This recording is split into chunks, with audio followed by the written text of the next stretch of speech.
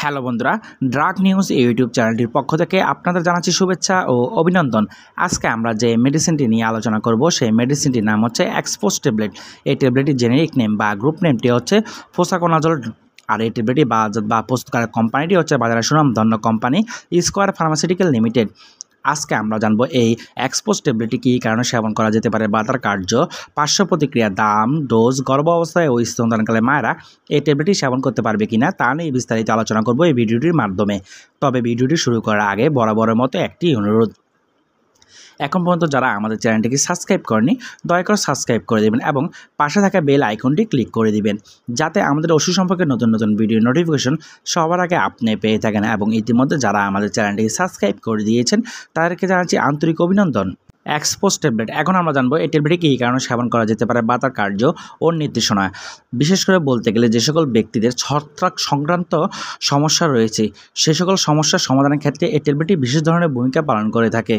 পাশাপাশি অ্যান্টিফাঙ্গাল রোগ রয়েছে যাদের, যেমন দাঁত, চর্মরোগের সংক্রান্ত রোগ রয়েছে সে সকল ব্যক্তিদের ক্ষেত্রেও এই ট্যাবলেটটি বিশেষ ধরনের ভূমিকা পালন করে থাকে।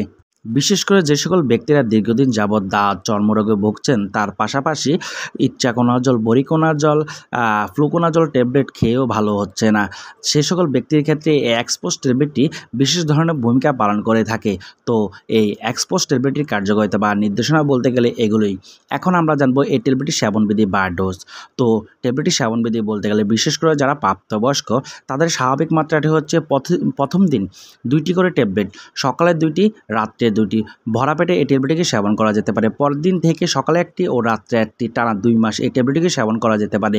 তবে বিভিন্ন রোগের কারণে বিভিন্ন মাত্রাটি হতে পারে। তবে এই ট্যাবলেটটি সেবন করার পূর্বে একজন রেজিস্টার্ড ডাক্তারের পরামর্শ নিয়ে সেবন করতে হবে। তবে এই ট্যাবলেটটি সেবন করতে হলে 13 বছরের বয়সী বা 13 বছরের উপরে বয়স হতে হবে। পার্শ্ব প্রতিক্রিয়া, এখন আমরা আলোচনা করব এই ট্যাবলেট সেবন করার ফলে কী ধরনের পার্শ্ব প্রতিক্রিয়া হতে পারে। আর এই সকল পার্শ্ব প্রতিক্রিয়াগুলোর মধ্যে হচ্ছে মাথা ব্যথা হতে পারে, মাথা ঝিমুনি হতে পারে, শরীর কাঁপতে পারে, গ্যাস্ট্রিকের সমস্যা দেখা দিতে পারে ইত্যাদি। এই সকল পার্শ্ব প্রতিক্রিয়াগুলো প্রত্যেকটি ব্যক্তির মাঝে দেখা যায় না, মাঝে মধ্যে কিছু কিছু ব্যক্তির মাঝে দেখা দিতে পারে। এক্সপোজ ট্যাবলেট, এখন আমরা জানবো এই ট্যাবলেটটির মূল্য কত। এই ট্যাবলেটটি, প্রত্যেকটি ট্যাবলেটের মূল্য হচ্ছে 200 টাকা। সতর্কতা, প্রত্যেকটি ওষুধ ও প্রত্যেকটি মেডিসিন সেবন করার পূর্বে একজন রেজিস্টার্ড ডাক্তারের পরামর্শ নিয়ে সেবন করতে হবে। এখন আমরা আলোচনা করব গর্ভ অবস্থায় ও স্তনদানকালে মায়েরা এই ট্যাবলেটটি সেবন করতে পারবে কিনা। গর্ভ অবস্থায় এই ট্যাবলেটটিকে সেবন করা যাবে না, কিন্তু স্তনদানকালে মায়েদের যদি বেশি সমস্যা দেখা দিয়ে থাকে তাহলে একজন রেজিস্টার্ড ডাক্তারের পরামর্শ নিয়ে এই ট্যাবলেটটিকে সেবন করা যেতে পারে।